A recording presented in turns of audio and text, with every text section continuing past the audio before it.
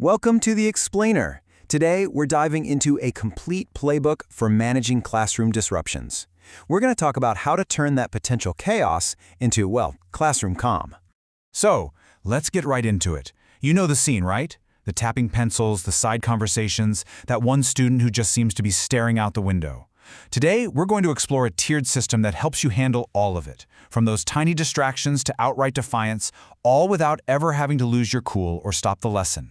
And this right here, this is our golden rule. It's the one big idea that everything else we talk about is built on.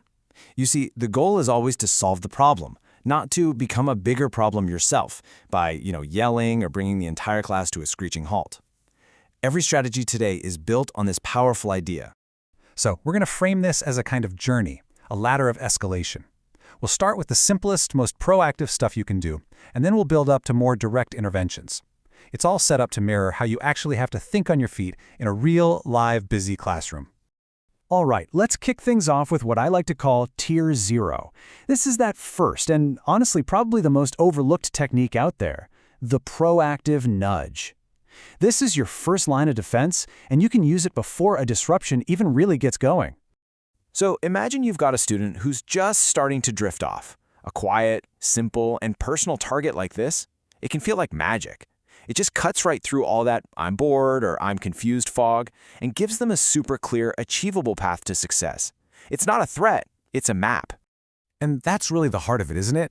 It's a supportive move. It shows you're actually invested in their progress, not just policing their behavior. It's like you're telling that student, hey, I see you, I get it, and I'm here to help you succeed. It is an absolute game changer for kids who get overwhelmed easily. Okay, so what happens when that little nudge just isn't quite enough and you see behavior start to slide? Well, that's when we move into Tier 1 of our response plan, using subtle, nonverbal signals. So here they are, our first 3 plays. Now, the whole point of these is to be as low-key and non-intrusive as possible, while still dealing with the behavior. The goal? To handle it without anyone else in the room even knowing anything's up. And here's the beautiful thing about all of these.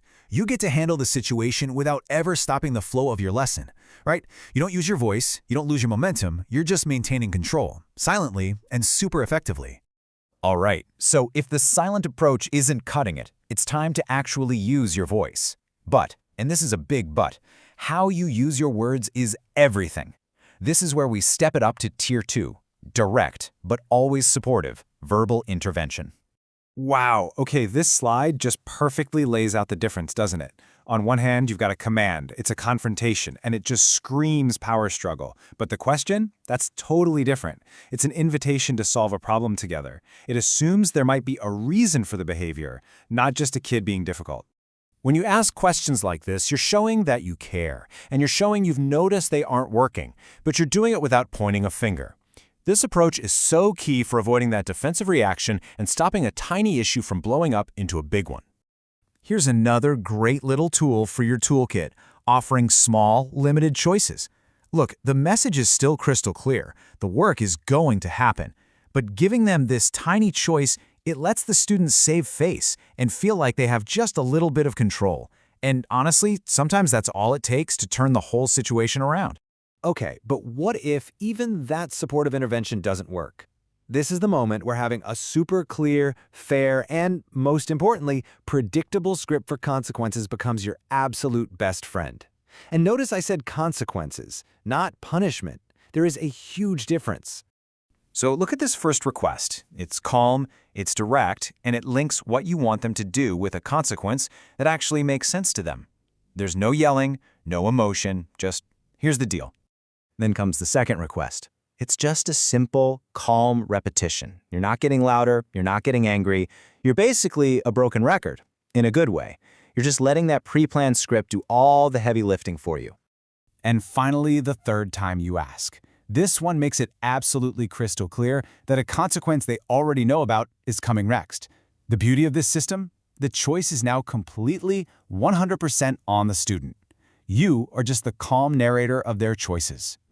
Okay, this table really gets to the core of it all, doesn't it? The difference between a real, effective consequence and just an ineffective punishment. Look at the patterns here. Good consequences, they're predictable, they happen in private, and frankly, they're kind of boring. They're designed to teach. But punishments, they tend to be emotional, public, and can actually pour gasoline on the fire. The key is to be that calm, consistent guide, not an emotional reactor. And this is so important. The very second a student gets back on track after you've corrected them, you have to acknowledge it. Just a quiet, "Hey, well done, I'm impressed," reinforces that they made the right choice, and it helps smooth things over.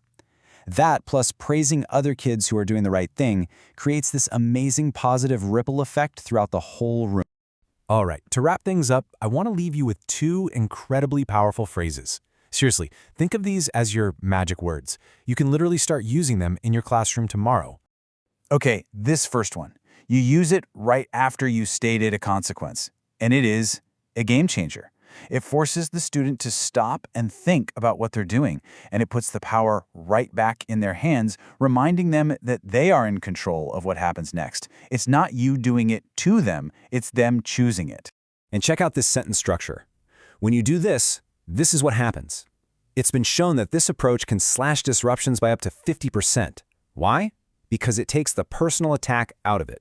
You're focusing on the real, tangible impact of the behavior, not on the student themselves. It's about the action, not the individual. So powerful. So, what's the big takeaway from all this? It's that you now have this awesome tiered toolkit to help you create a classroom that's calmer and way more focused. It's all about being proactive first, then subtle, then supportive, and only then being clear and consistent with consequences. So my question to you is, what's the first play you're going to run from this new playbook?